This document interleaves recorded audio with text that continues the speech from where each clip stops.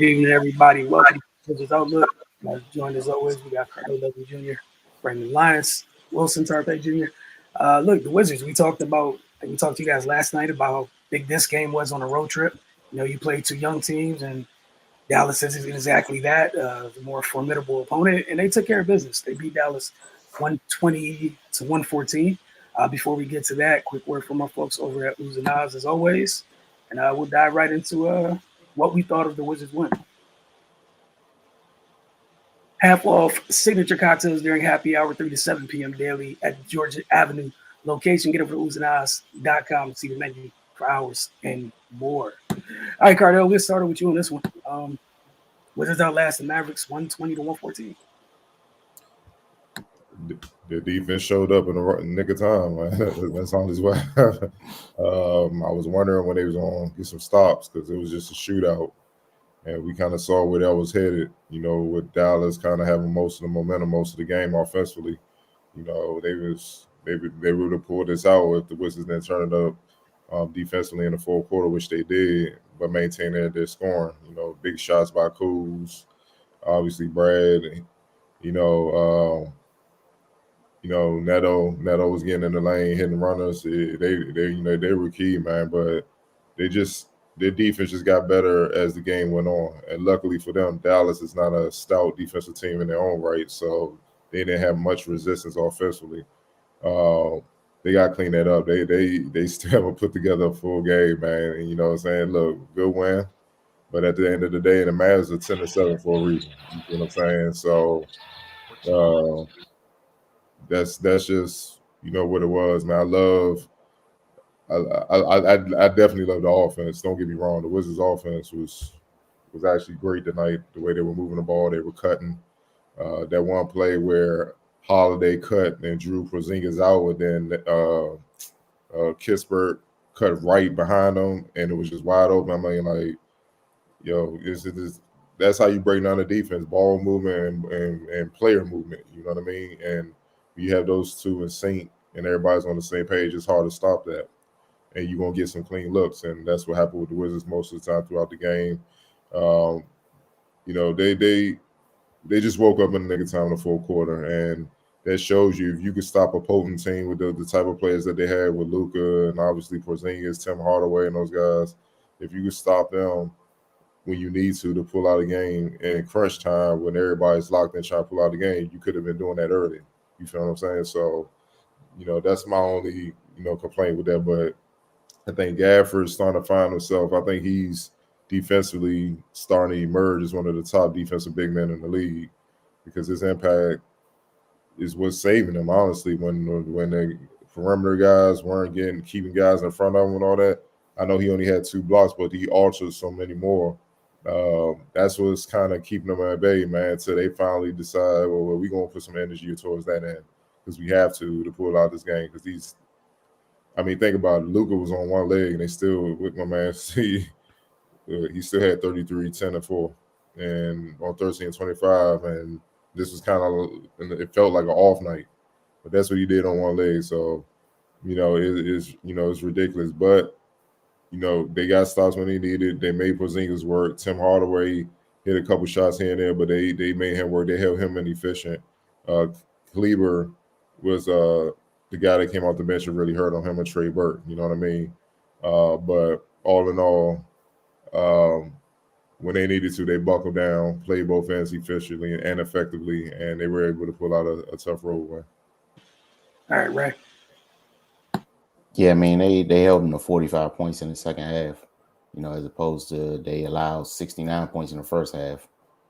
I mean, that's a world of difference, man, and they needed that in order to pull out this game because they were having issues with Porzingis and Luka, but you know, they got stops when they needed them. They continue to be potent offensively, and you know, as far as the offense goes, they only took 24 threes tonight, you know, and they shot damn near 58% from the field. You know, they were moving the ball, they were getting good looks, and they were decisive. I mean, it's not a coincidence when, you know, they a little more disciplined in their offense that, you know, they are worlds more efficient than the nights where they just decide to jack up threes at random. I mean, and they're really hard to stop when they're on their game, man. And it's good to see them do this even without Dinwiddie because he's normally he's directing traffic out there. So they kind of did this with without one of their main guys, and it started with Bradley Beal's aggressiveness from the tip. I mean, that might have been the fastest I've seen him start this season. He just kind of made it up in his mind he wasn't going to be stopped. And he came out and just took it to him right away. So it was good to see them actually start a game with some energy for once. That's been something that's been it's been kind of the Achilles heel the last couple games. These slow starts, they started fast and it made their life a little bit easier because it wasn't that big of a hole to climb out of. And I think their biggest deficit in the first half was like 8 or 9 points. And then when the second half started, the defense ticked up a little bit, and they were able to come away with the win. But it's one thing we have seen from them this season. They're going to fight. They're not a team that's just going to roll over. So if the game is close, going down the stretch, they're always going to have a chance, man. They made the plays tonight they needed to win. But still, like Cardell said, they have yet to string together a full 48 minutes, of consistent defense. And as the season goes on, as they play better teams, that's going to need to change, man. They're going to need to lock in on that end for much longer than they have. They did enough to win tonight, and it was a good win. But you don't want to get in the habit of just kind of trying to turn it off and on because you're not in a position to do that as a team. Like it's a brand new group. You don't even really know who you are yet. You got to establish something first. So yeah, man, they just got to keep building. It was good to see Brad have this type of game because he's been uncharacteristically up and down on offense throughout the season. His shooting percentages have fluctuated. But yeah, he looked like Brad tonight, and hopefully that can become more of a normal thing. But yeah, man, it was a good win, man. The turnover issue started to creep his head in the second quarter, and that's when the Mavericks were able to to kind of get a little bit of a lead. And again, man, it's like that. They were having live ball turnovers that translate directly in the baskets for Dallas. And those are backbreakers, man, because it kills your momentum and it just gives them an extra boost at the same time. So yeah, that's an issue that hopefully they curved that. But yeah, man, it's been a thing for them this season. So yeah, man, maybe that goes away if when Dinwiddie comes back, but they have had bad turnover games with him in, so who knows, man? Maybe it's just a thing they're gonna have to work through. But glad they were able to get a win. They're 2-1 on their road trip. Hopefully they can close this thing out on a positive note against the Spurs. Yeah, it was a solid win. I like the way that Bill started the game, especially since it was clear that he wasn't settling for threes. Everything was attacking off the bounce, knocking mid-range jumpers down. I felt like they pushed the pace a little bit more with Holiday out there, just a little bit more. But like you guys said, Gaff was huge in this one. Yeah, it wasn't 9 blocks or whatever. He altered so much. And I thought he did a great job even get back in transition and changing things because Luka loves throwing lobs with Dallas. Yeah. Really love it. So that, Gafford's impact, his ability to run the floor and get back, we saw him break up a couple of them. He got a couple PBUs. He got DB stats. I thought he had more than 2 blocks. I triple checked the box score because in my mind, I was like, that's at least 5 PBUs, an interception. It definitely felt like more than 2 blocks. So you're saying I'm not a statistician, so that's on them, however they want to break it down. But he was huge because we know what Luka loves to do. Come here, let me draw an extra defender, Lob City. He's throwing it to whoever, We know how bouncy Cauley Stein is. He kind of took him out of it. Then you're not going to throw lobs at Kleber over Gaff because advantage Gaff there, and he did a good job with like that was some of it where Porzingis. Porzingis done a good job this year, like scoring in the paint. He wasn't down there as much with Gaff lurking. He was taking some turnaround jumpers, things like that. But like you guys say, Gaff's impact was huge in this one, which made it tough for me when we get to the next part of our show. But like Gaff was huge tonight. Neto coming off the bench lit a spark tonight coming off the bench, and they needed the spark from Neto because Dallas had like 27 bench points in the first half. Kleber and Burt came off like they came off with their hair on fire. They came off the bench and like immediately lifted up Dallas. Like you guys mentioned, the turnovers. Thought they responded to a couple of Dallas runs pretty well, and they're just like they locked up defensively and it was key. And we saw threes fall later because they weren't forcing them, because it came in rhythm, because it came from driving. And Cardell, I know you mentioned Kispert. Man, I love how he reads it. Like the cuts were his cutting is just so perfect. It's timely, understands it, and yeah, I know he's gonna get to a place where he's knocking down threes, but I like that he can still contribute even though he's not knocking down threes. It was well timed cuts, and Kuz made a couple big shots late, with several big shots late as well. Another big night from KCP, which we were just talking about last night. So I don't know which one of you guys want to go first with this. Ray and Cardell will get into player of the game because it hurt me trying to figure out this stuff tonight. Yeah, dog. I'm all right. I'm gonna roll with this. I'm gonna roll with Kuz because he closed. He scored 7 points in the last 4 minutes, and they needed every one of those to finally pull ahead, including some clutch free throws. And like I think the last minute or so, like that, you know what I mean? That kind of iced the game, go ahead three, all that. So I'm gonna give it to him. I know he had a few turnovers, but he had a pretty good night. 22 and 9, 7 14, 3 and 6 from the field. You know what I mean? He balled. You know, you can't knock that. So, and I hate to say it, we're just in an era where when guys have 4 turnovers, that's a great game. You know what I mean? Used to fall worse. Can't complain. You know, it's just you gotta change your expectations. We grew up in the era too. It's cutting it. It's like, hold on, man, you get down, force. Yeah, you gotta live with it. You know, so but his efficiency shooting the ball and obviously coming through in the clutch was huge, man. All right, Ray, you up next? Yeah, man. To be honest, I know Brad had the hot start, but like Cardell said, man, Kuz brought him home. You know, and he did it basically in almost every area of the game. He made shots, played defense, he rebounded.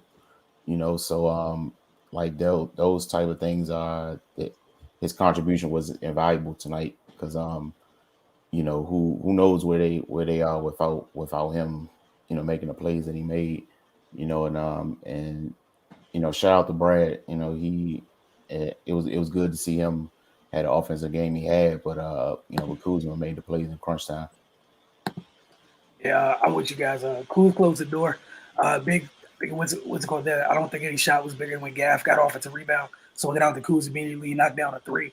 It was a huge shot for them. Also, without him adding those 9 boards, they don't out rebound Dallas tonight. They won on the glass 43, I think 35, but his boards were huge. I think he had the late board late where, you know, we had to wait for the courtesy free throws at the end of the game to, you know, end the margin. But he was active. And again, I liked, like, you know, we talk about a lot of player shot selection on this team at times throughout this season. I didn't really have an issue. I think outside like 1 shot tonight. Felt like he played within really good rhythm, and he went 5 of 5 from the line. So, you know, I have no issue with that. Ray, I guess we'll start with you with the X Factor, and then we go to Cardell. I went Gafford. You know, I know we talked at length about him earlier, but you know, he was huge, man. Like he disrupted a lot of things that Dallas likes to do on offense. You know, running that pick and roll with Luka it puts pressure on your defense and its decisions to make. But with you know, Gafford's athleticism, he's able to disrupt a lot of that. And even sometimes he even switched out onto Luka And you know, and I know Luka was hampered tonight, but even still, he was having his way for most of the contest. But you know, at times Gafford was able to switch out on him and be effective. So yeah, I gave him the X factor. All right, Cardell. Yeah, I was on roll with Gav. You know, double, really 14 and 10. But he saved them with a lot of possessions, especially with the law plays, getting back, hustling, getting a hand on it, like the one he got on Dwight Powell. You know, and Dwight Powell's the one that gets you sneaky buckets that hurts you when you look at the box score and you lose to the match. You like, damn, those law plays. But he didn't even get an attempt because Gav was right there. And not saying Luka was scared, but he was aware. You know what I'm saying? You know, after he got his hand on a couple, he's just like, all right, you know, I can't really test him. You know, it's just like in football, great DB, you think you got a pass there and they keep knocking it down, getting close to interceptions. It makes you kind of antsy to even throw that way. And, you know, he, like I say, you know, he's proven that traditional type bigs are still impactful if you know how to utilize them and don't stick with the number game. You know what I mean? And, you know, his impact just defensively is just crazy. And then on top of that, it's contagious, that energy. And when him running the floor and as a guard, you understand, especially on the Wizards, they have a bunch of unselfish guards. So even when he's balling defensively, you notice they go out their way to try to get him easy looks so he can eat down low, which will fire him up if he continue to rebound and play defense. That's how you do it. You know what I'm saying? They definitely got to work on getting the ball in the post. Not necessarily him or Trez. They're killing me with this, man. Like, I thought it was just high school. Look, man, that dog. I mean, Trez, I understand, dog, but this is a whole nother conversation for another day. But Gav definitely was my X factor. Yeah, the inability to feed the post is absurd. But like you said, another conversation, another day. And because of that inability to feed the post at times, it's kind of absurd where we talk about what Gaff did tonight, especially offensively. A lot of it was cleaning up misses on the offensive glass. And then, you know, I know people love threes or whatever. One of the most demoralizing things in basketball is still when somebody puts it on your head. And he did that a couple times. like caught Porzingis, got Willie Cauley-Stein, and him just like he was engulfed. What was it? I think it was 4 offensive rebounds. It felt like double that to me a couple times because when he got it down there, like it was huge buckets, or ended up kicking out to a wide open 3 because we know sometimes we see this team far too often take hero threes, and he did a good job keeping his head up and swinging it out for just nice in rhythm threes. But he was huge tonight. I still don't understand how it was 2 blocks, but like I said, you at least got 8 PBUs by my count. So, you know, it doesn't mean anything, but played a hell of a game. And again, just his athletic ability.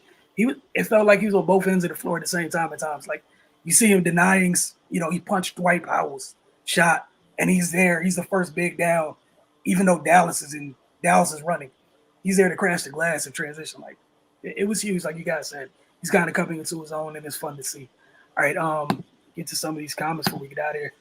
Y'all are deep in the comments tonight. From Maya, nice to see Holiday and Neto step up. Gaff is looking good. Yeah, Holiday and Neto ball, man. Yeah, we none of us mentioned him, but yeah, Neto hit some timely shots, getting in the paint. And Holiday, man, he's just Mr. Consistent, dog. He can get you good looks, 7, like 3 and 3. And like I said, you know, when it comes to the holidays, defense is the family business, dog. That's if you're gonna be a part of that family, you're gonna strap. So he does a good job in that area. He's consistent, man. So I'm not mad. You see, when Dinwiddie has to sit on back-to-backs, Holiday usually gets the start, and that's not by coincidence. All right. Also from Maya has a lot in here. Appreciate you, Maya. The Washington turnovers dodged a bullet. Kuzma gives me gray hair from MVP plays to traveling. Oh, it's going to be a fun night in here in these comments, I see. Yeah. Love to see they give minutes to Kispert instead of the liability dude Bertans. Oh, boy. Boy, for the record, let the record show. It has not been us this season. We're just reading what y'all say. Just let the record show. I just want to make sure it's clear. From Dave Caulfield. What's up, Dave? We remember you from last year. Appreciate you. Maya, welcome. Love this new Wizards team. I still believe we haven't yet to see their full potential, which is scary in a great way. No, we haven't. Waiting on Rui. And TB to get back then, you got to deal with TB, Trez, and Gaff. Yeah, like, see, you need those. There you go, Tommy.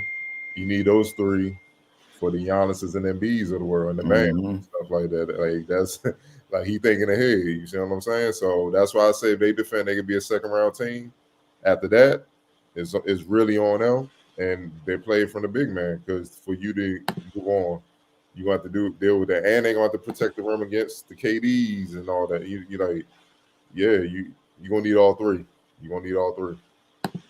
For Maya, Trez on the roster was the best thing happened to the Wiz and Gaff. He gonna learn so many offensive tricks and moves from him. I think it's more from what Trez brings is his motor, his energy, game. He competes every game, all game. That's what I love most about him. Back to backs, it doesn't matter who they playing.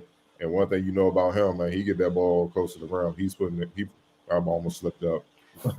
He putting dudes in the basket. You know what I'm saying? My bad, I can't say that. I appreciate you catching. I appreciate you catching that. That's how look, man. That's how you supposed to be deep down there. Like I'm putting this whole arena in this basket, dog. Like, and he does it. And you start to see Gaff play meaner and meaner as we go along. Right, good. And we know TB, that's just him naturally, dog. So playoff, that's what I'm saying. Late in the season, playoff time, man, teams ain't gonna be wanting to deal with that, man. Like it's like no break. It's like, damn, another hot motor dude getting in it. God, man, get these dudes, advantage Wizard. Another bouncy, athletic big that doesn't know how to turn down at all. Just ready to hit you, bang. Yeah, it's just people don't enjoy that when it doesn't change. David Confield again, I agree. Brickhouse pretends got to go. Oh boy. That ain't us.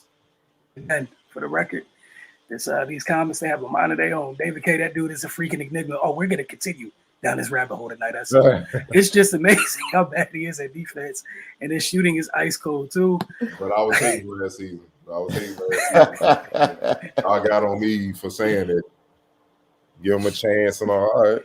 Maybe in due time he'll get his groove back in top of the playoffs. But right now, it's a misery witness him on court. Let him know if he can't perform. Corey's given these minutes. Some other people coming to get those minutes, so he better stop performing. Minutes about to get snatched. I'm over. Oh my God, we're still here. I'm over Pretends, man. With more faith in those who still believe and keep hope alive. All right, I guess this is a theme. We're just gonna go and just enjoy reading this conversation. It's fine. We're here for it. Well, with that contract, we have no options left but to believe. Nice to see almost all our Eastern rivals lost too. Yeah, it wasn't a great night in the East for some teams. Gafford was a man tonight. Definitely was. Matthews is balling right now, and he used to talk about Garrison Matthews. Oh, yeah, I miss him. It's all good. He is. I miss Matthews. That dude was a hustling machine. You guys got some talent. Y'all be all right. This one felt so freaking nice. Crybaby Luka got what he deserved.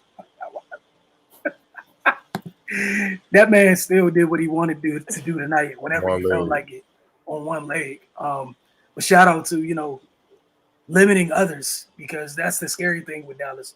Luka can always get his. It's just how many folks can he get to go with him each and every night. And like Cardell, you mentioned, taking away the loss from Cauley Stein, taking away Dwight Powell's impact because he's kind of a consistent thing for them prior to him getting hurt. Just like Kleber, there's consistent guys off the bench, but keep going. Miss him to a bargain with that contract, but happy for him in Houston. Seem to have taken a few steps in his development, looking sharp at the defensive end too. Still about Garrison Matthews for anybody that just joined. When is Rui coming back? Anyone know? He's been practicing. If y'all keep it locked on the YouTube page when we post practice clips and stuff.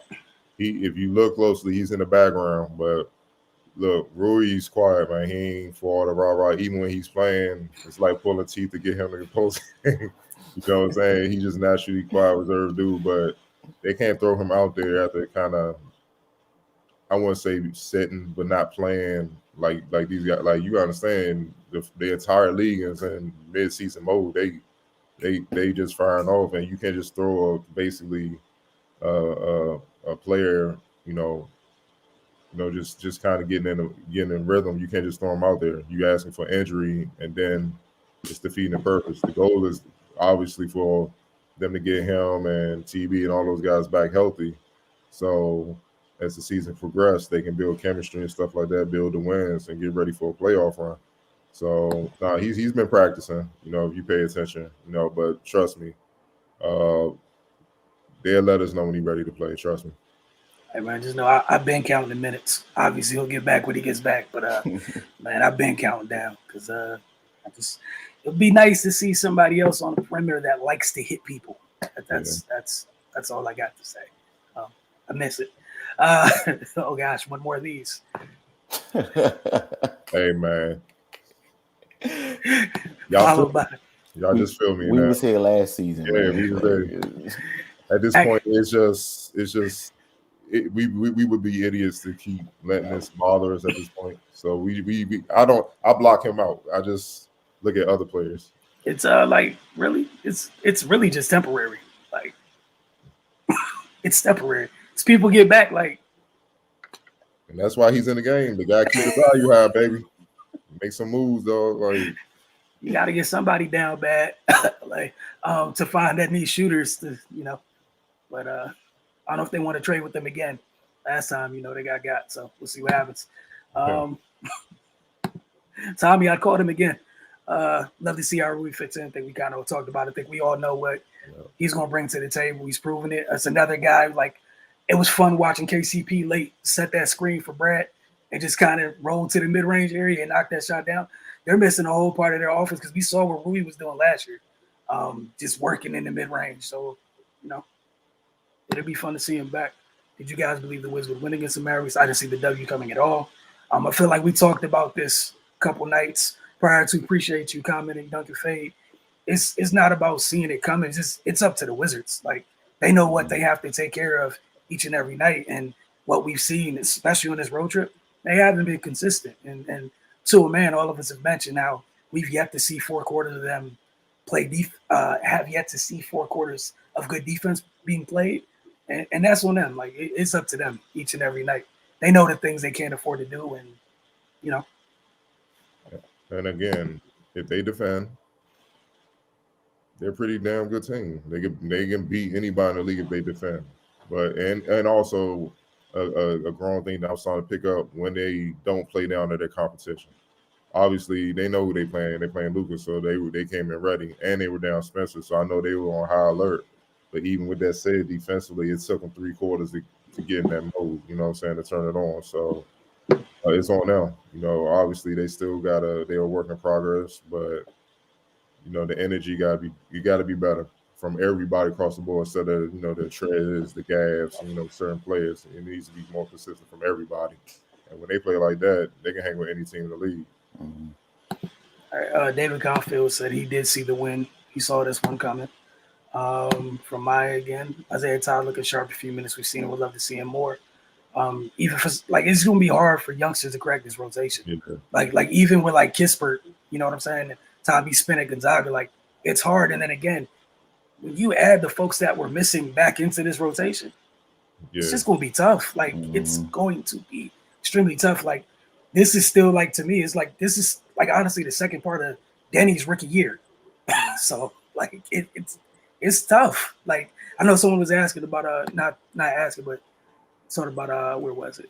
Trying to pick and choose because we're not gonna stay on here all night with y'all. We appreciate it. About him being inconsistent. I think this is part of being a young player. What I have so far is let him keep working on the defensive end. The offensive stuff will come with confidence and time. I'm not even worried about all that. He does stuff like move the ball and just gotta play defense. That's all that really matters for this group. He can play basketball, it'll be fine. But you guys stay cool, Denny, so far this season. Nah, he just presses. That's his problem. He too hard on himself. You could just see every mistake, his body language, just yo, cut that out, man. It's a long game, it's a long season. Damn, if every play you mess up on, you start tripping like that, you ain't gonna make it, bro. You gonna need therapy soon, December. They gonna be he out for mental health. That's what we gonna get next. It's the NBA, man. You playing against other talented players, they gonna make plays against you. The goal is to make more plays against them and win the game. And That's my thing with him. You could just see it. So if he just stopped that and just stay in the flow, just stay locked in, move, like he just gotta have a next play mentality. You know, whatever. You can't get this play back. Move on. And once he does that, he'll be fine. You know, like over the last couple of weeks, you start to see him be more and more efficient. And then those games, he just balled. Like, what was the game? He had like 14.10 rebounds. He played good defense. Was it on Giannis? I think that was the Giannis game. Yeah, I think it was against the Bucks. You know what I'm saying? And that's a champion, MVP, most dominant big man in the league. You see what I'm saying? Arguably the best with him and KD fighting for it. You know what I'm saying? But he just played. He ain't had no choice the next play because while he complaining, Giannis bringing the ball up, dunking on the whole team. So he had to get back and stuff. That's what I mean. You bring that attitude every game, and he'll be fine. You know what I'm saying? Because he's too skilled and versatile not to be able to impact both ends consistently. And this is the other thing. I know everybody wants stuff to happen quickly. Like, it's young players, man. Like, let it just happen calmly. Like, you know, not that it happened so long ago, but it was some folks throwing DeAndre Ayton in the trash a couple years ago, and he anchored a finals run last year. Like, just be patient. Literally, just be patient. It's going to come along. The kid knows how to play. I think we've talked about this already, David. For the most part, I think, like Cardell was mentioning, Ray has said already, like, we anticipate second round of the playoffs, and after that, it's on them. So just want to answer that real quick.